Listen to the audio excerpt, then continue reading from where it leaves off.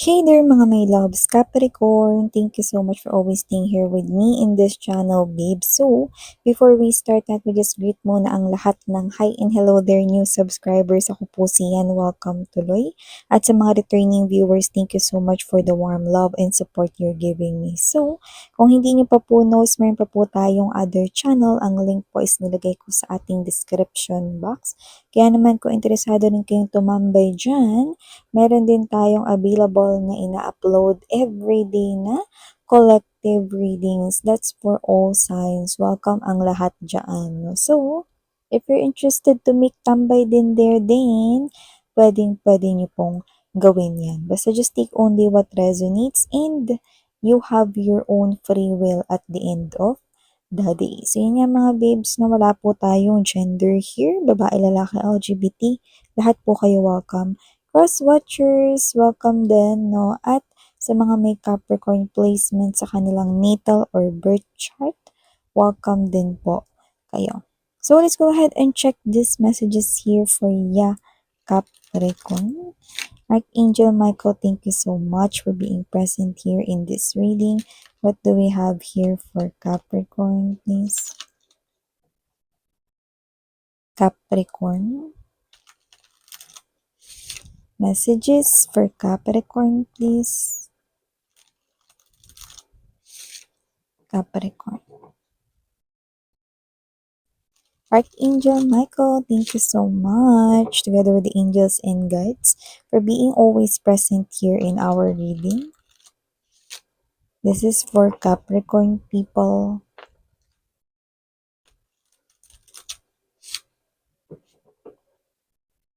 Capricorn. Okay, so let's go ahead and check this mga mensahe for ya, guys. You have here, Capricorn, the trouble. Present din dito is this seeking. Andito din, frozen. Wisdom. Uncertainty. Union. Bottom of the deck, we have the wildflower, thinker, and beauty. Oh. For some reason, napipick up ko dyan yung kanta ni Usher. Usher ba kumanta nun, mga babes, no? Yung, it's like insomnia. Oh, yan, no? Feels like insomnia. Yan, no? So, someone here, mukhang makikita kayo, this is someone here brand new. And mukhang once niya lang kayo makikita, pero hindi na siya rito makakatulog, kakaisip kung paano siya kukonect sa inyo. Kasi it looks like wala, like opsoyo, wala kayo ritong common individual na parehas kilala. So, I don't know kung saan kayo rito niya nakikita, but it looks like it's something here, pwedeng sa public niya kayo nakita. Okay, public places. Pwedeng habang kumakain siya sa isang restaurant and it so happen nandun din kayo. Pwedeng mag-isa ka lang or with your co-workers, colleagues, or with your friends, or baka sa family, no, kasama mo. No, like, wala. Yun yung nakukuha ko dito. Wala kayong connection. Na kahit sino. Nakakilala ninyo parehas. So, nakikita ko dito, Capricorn, no, na yung unang beses niya kayong nakita, hindi na kayo mawala sa kanyang isipan. Yan, no. This person right here could be someone na possible na nagtatrabaho sa isang corporate world. Possible rin naman na siya ay mature, no? Pwedeng sa age, older than you, but doesn't have to be because wala naman tayong age to row. Pero I do pick up that this person right here could be someone smart, intelligent, no? Madiskarte, matalino, maparaan. This person here feels like he or she is holding an authority or someone na may high position or designation sa kanyang trabaho or might be a CEO sa kanyang sariling business, no? Kung sino man tong energy na to, no, this person right here could be someone na puwedeng meron siyang mole or may pagkakakilanlan siya sa kanyang face. That's very specific 'no. Kaya naman, just take only what resonates. Kunwari may nunal siya, puwedeng sa ilong, sa pisngi 'no, malapit sa eyes, 'yan 'no. And this person right here appears to be serious 'no, pero nakuha mo ang kanyang atensyon. Babae, lalaki, LGBT? This person here, unang kita niya pa lang sa'yo 'no, parang alam mo yung energy na lahat lahat ng human beings meron mga, kanya-kanya 'no na type sa isang person at mukhang type ka niya. Kaya unang kita niya pa lang sa'yo, hindi ka niya narito makalimutan, okey? Parang namomroblema siya. Yung issue dito is, saan ka niya ulit makikita or kung makikita ka pa niya ulit. Yeah.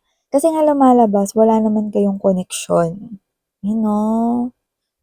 So, nakita ko rito, alam ko gusto niyo malaman yung sagot pero ayusin ko muna 'tong ating screen. Alam kong gusto ninyong malaman 'no, kung siya ba ay makikita ninyo ulit 'no. Yes, makikita niyo pa siya ulit dahil gagawa siya ng paraan upang mahanap kayo, 'yan. So, nakikita ko rito na 'pag nagkita na kayong dalawa 'no, maaaring ikaw ito na maging ilag ka sa kanya. Kasi nga siguro dahil wala naman kayo rito na parang parehas nakakilala at maaaring, hindi kayo agad rito maging close 'no, sa isa't isa. 'Yan ang nakikita ko rito. Pero nakikita ko rito 'no, na posible ito na magkaroon ng connection sa inyo pero medyo matagal. 'Yan, nakikita ko rito Capricorn, okey. So, kumbaga parang ano, trust the process 'no, step by step process ito 'no. Parang hi, hello, tapos magiging friends kayo 'no, tapos pagtapos ninyo maging friends 'no, 'yan, mga gano'n. So, yun nga mga babes, maliban diyan, nakita rin tayo rito ng energy 'no, na possible na ito hindi 'to para sa lahat, kaya 'wag mag-react yung iba. Itong sunod kong sasabihin ay para lang dun sa few of you guys 'no, na iniintay ninyo na magkabalikan kayo ng inyong ex 'no, na sobrang mahal niyo pa yung isa't isa. Nakita ko dito 'no, na meron ditong, magkakabalikan kayo ng inyong ex, 'yan 'no. Meron ditong energy na magkakaayos kayo ulit ng iyong past lover dito 'no. At kung ang tanong ninyo is kung maguguho ba ulit ang relationship ninyo 'no, kagaya ng possible na naging issue before, hindi ko nakikita 'yun. Actually, kung may issue man before, hindi ko nakikitang may third parting tao dito, eh. Kaya kung third party ang dahilan kung ba't kayo naghiwalay ng person mo o naging magulo ang inyong relationship noon, then yung mensaheng ito ay hindi para sa'yo.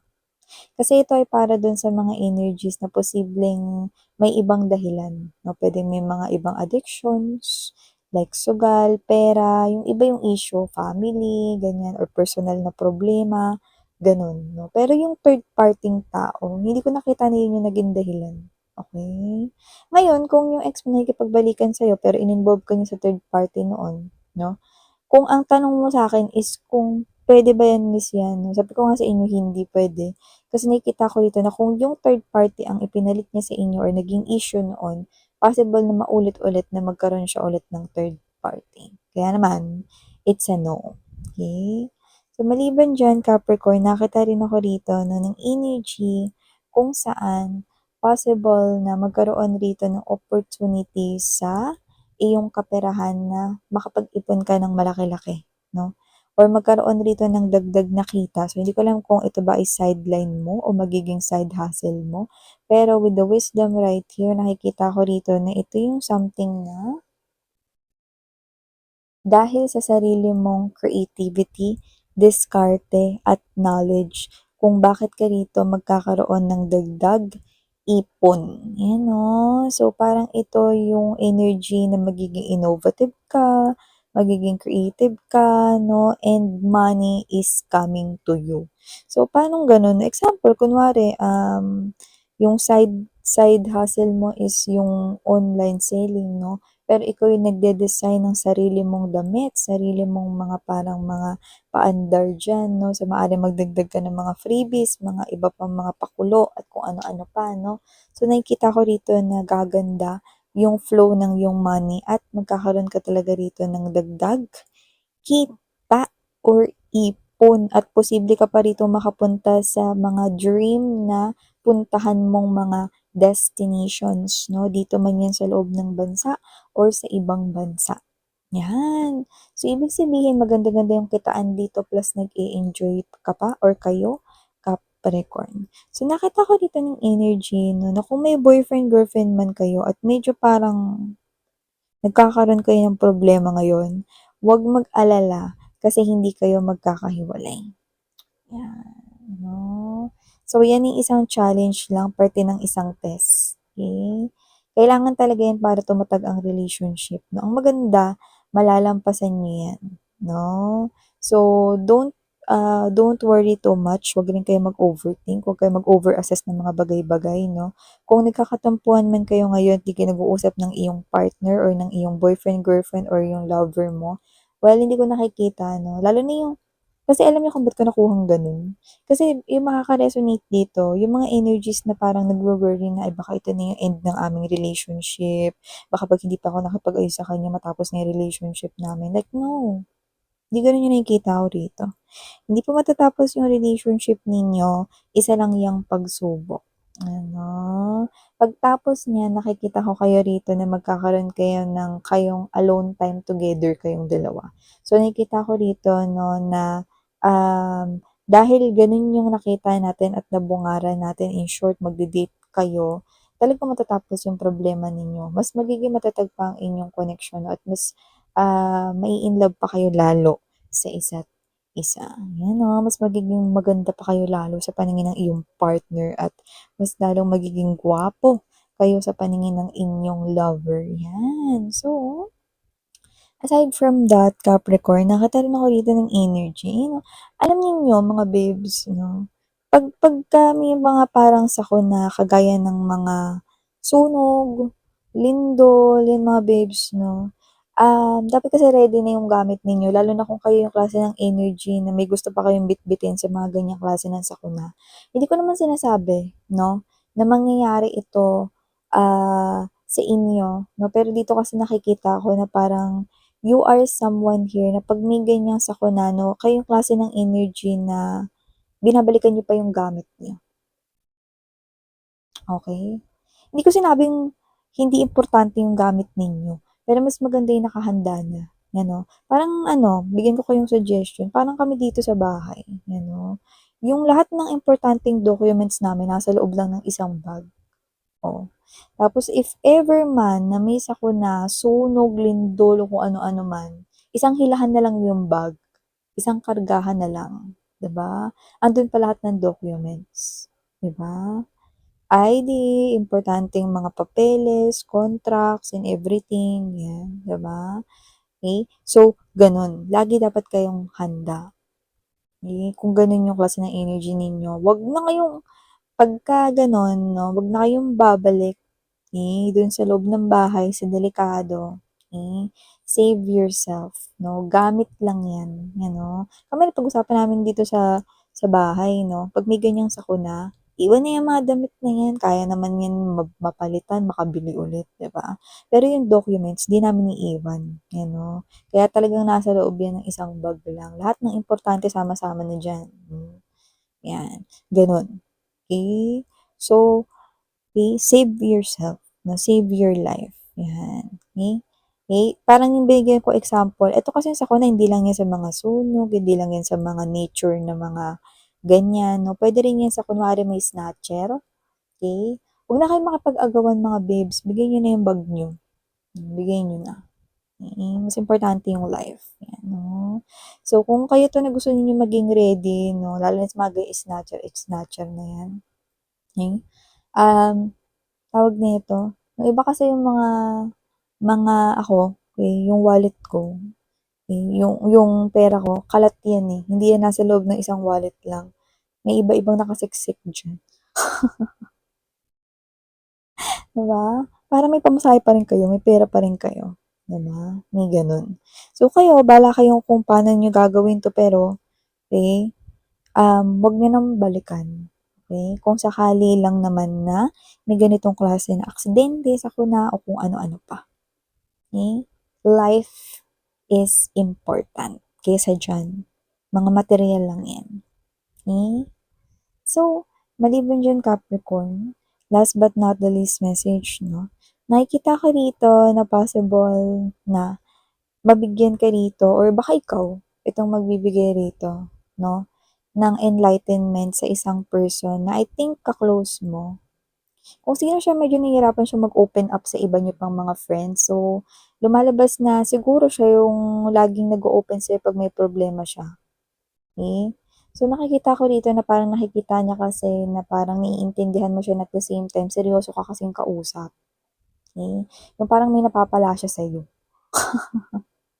Kaya ito mga babes 'no, alam ko isang hindi magandang bagay na lalapit siya sa'yo kasi may problema siya 'no, pero nakikita ko rito na parang kampante siya na i-share 'yan sa'yo, i-open up 'yan sa'yo kasi napagkakatiwalaan ka niya, 'yan. So, hindi ko naman nakikitang uutangan ka niya o ano 'no, parang gusto niya lang rito ng kausap, okey?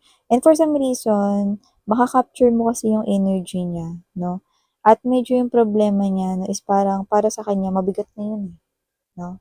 So, nakikita ko rito na yung words mo, yun yung magpapa-enlighten sa kanya and at the same time, magpapagaan din ang dalahin niya, ano. It could be a friend, pero may napi-pick up rin tayo rito puwedeng kamag-anak mo siya, baka kapatid mo or pinsan, 'yan. So, ito yung mga mensaheng nakuha ko here for you guys. Thank you so much sa oras mo and muli ako po si Yan, Sarang Heyo, Love and Light. Anim.